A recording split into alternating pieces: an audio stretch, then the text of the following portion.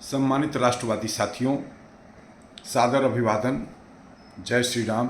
जय जय मातृभूमि। मैं श्रीनिवास राष्ट्रवादी,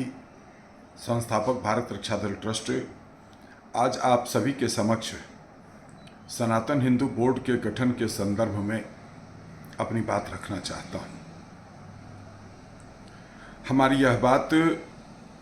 देश के केंद्रीय सरकार और उत्तर प्रदेश सरकार से भी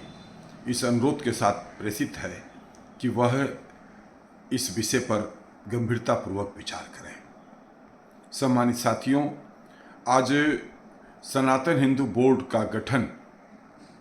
कहीं न कहीं यह महसूस किया जा रहा है कि अपरिहार्य हो गया है,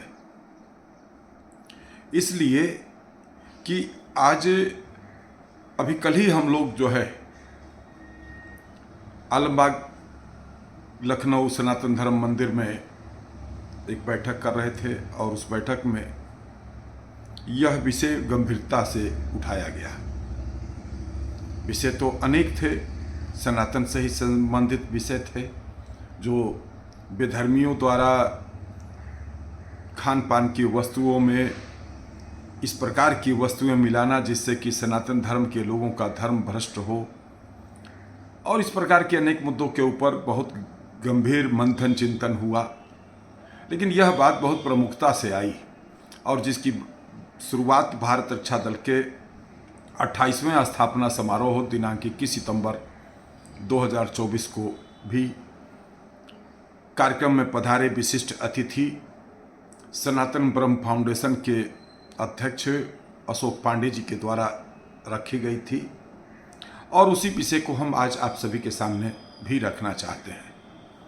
सम्मानित साथियों, आप देखें, अनेकों मंदिरों में अनेक प्रकार के विवाद हैं। जैसे किसी मंदिर का निर्माण हुआ, अधिकांश पुराने मंदिर हैं ऐसे जिन्होंने अपने मंदिरों के रख रखाव और कुशल संचालन के लिए इस उद्देश्य से कुछ दुकानें भी बनाई कि दुकानों से किराया आएगा और उस किराए से मंदिरों के प्रगति और विकास में योगदान होगा उसके पैसे से, और साथ ही उन मंदिरों में आने वाले भक्तों को फल फ्रूट, प्रसाद, चाय, नाश्ता, मिष्ठान इत्यादि सब कुछ भी उपलब्ध हो जाया करेगा, जिससे भक्तों को किसी प्रकार का कष्ट नहीं होगा। इस उद्देश्य से मंदिरों ने अब दुकानें बनाई। वह कुछ दिन तो सब कुछ ठीक चला, फिर धीरे धीरे स्थिति ये होने लगी कि दुकानदार जो है कभी किराया 2 महीने पे दे रहे हैं, कभी 3 महीने पे दे रहे हैं, कभी कभी 6 महीने पर दे रहे हैं, कभी थोड़ा बहुत दे दिया, कभी नहीं दिया, कभी कभी सालों सालों का किराया बकाया हो जाता है। मंदिर प्रबंधक कमेटी के लोग जब किराया मांगते हैं तो उनके साथ लड़ने लड़ाने पर उतारू हो जाते हैं। कल भी इसी प्रकार की एक घटना जब सनातन धर्म मंदिर आलमबाग में बैठक हुई, और उस बैठक में भी जब मंदिर कमेटी सनातन धर्म सभा के अध्यक्ष महोदय ने जब मंदिरों में जो दुकानें हैं उन दुकान के किराएदारों को का नाम लेते हुए एक सूची प्रेस की जिसमें कि उनके बकायों की एक लंबी लिस्ट थी, उस पर जब ये हुआ कि नहीं भाई, दुकानदारों से जो है हम सबको जो है कहना चाहिए कि भाई आप मंदिरों, और जबकि नॉमिनल किराया है, किसी का 500, 700, 2000 रुपये तो मुश्किल से 2, 3, 4 लोगों का होगा, अन्यथा बहुत कम किराए के, फिर भी सालों साल से लोगों के किराए बकाया हैं। ये जो प्रवृत्ति है, अब इस प्रकार की स्थिति में मंदिर प्रबंधक कमेटी क्या करेगी? भाई मारपीट करके तो पैसा लिया नहीं जा सकता है, मारपीट करते हैं तो क्राइम बनता है और आप भी आपराधिक उसमें कानून के शिकंजे में आते हैं। दूसरा पक्ष भी वो होता है, और दूसरा पक्ष तो यही चाहता है कि किसी तरीके से विवाद हो जाए और विवाद कोर्ट चला जाए, फिर कोर्ट चला जाएगा तो फिर एक लंबे समय तक जो है आराम से, फिर जब कोर्ट फैसला देगा तो हम किराया देंगे। किराएदारी उसकी फाइनल हो गई कि हम किराएदार हैं, ज़्यादा से ज़्यादा कोर्ट डिसीजन देगा कि भाई इतने दिन का बकाया आप किराया दीजिए, फिर हाथ जोड़ करके खड़े हो जाएंगे, साहब दुकान नहीं चल रही है तो ये हो रहा, कुछ थोड़ा थोड़ा जो है बंधवा दीजिए महीने में जो है। तो तब तक एक लंबी प्रक्रिया के बाद फिर मान लीजिए कोर्ट ने कहा कि ठीक है, अच्छा आप 2000 रुपये महीना करके जो है बकाया खा दीजिए और वर्तमान देने लगेगा। वो तो यही चाह रहे हैं। तो इन सब स्थितियों हालातों को देखते हुए भारत रक्षा दल ट्रस्ट यह मांग करता है कि अगर सनातन हिंदू बोर्ड का गठन हो जाए तो हम अपने जिस तरीके से वक्फ बोर्ड के धर्मस्थलों, जिसको हम मस्जिद और मकबराए और इस प्रकार के जो है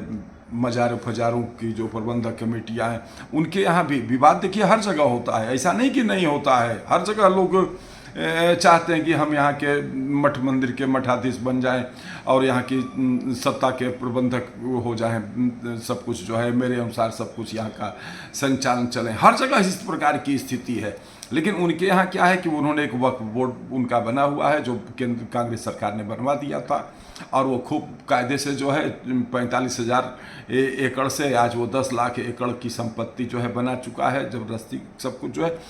तो खैर हम उस विवाद में उधर न जा करके मैं यही बात कहना चाहता हूँ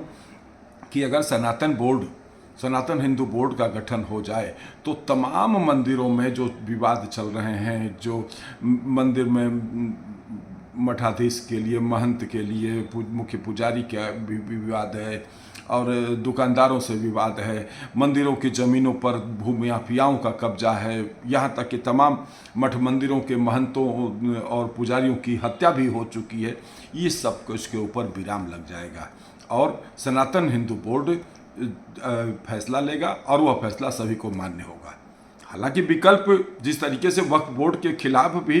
हाई कोर्ट में जाने का विकल्प है, विकल्प यहाँ भी रहेगा, लेकिन हम समझते हैं कि फिर भी जो है 80-90% मंदिरों के विवाद जो है यहीं पर हल हो जाएंगे और उस फैसले पर हाई कोर्ट भी, उच्च न्यायालय भी जल्दी याचिकाओं को स्वीकार नहीं करेगा, क्योंकि यह भी तो एक सरकार द्वारा बनाया गई एक न्यायिक व्यवस्था की तरीके से है कि जब वो हर उनके हिंदू बोर्ड के फैसले को वो एक्सेप्ट करने लगेगा और उस पर फैसले पलटने लगेगा तो इसका अस्तित्व समाप्त हो जाएगा। इसलिए यह अस्तित्व में आएगा, जल्दी फैसला कर लेगा और मंदिरों के विवादों को समाप्त कर सकता है। इसलिए मैं पुनः आग्रह करता हूं कि भारत सरकार और केंद्र सरकार, प्रदेश सरकार सनातन हिंदू बोर्ड का गठन करे। साथ ही मैं देशवासियों, जागरूक नागरिकों, सनातन के ध्वजवाहकों से अनुरोध करता हूं कि सनातन हिंदू बोर्ड के गठन की बात को आगे बढ़ाने में अपनी भूमिका का निर्वहन करें। धन्यवाद। जय मातृभूमि, जय भारत।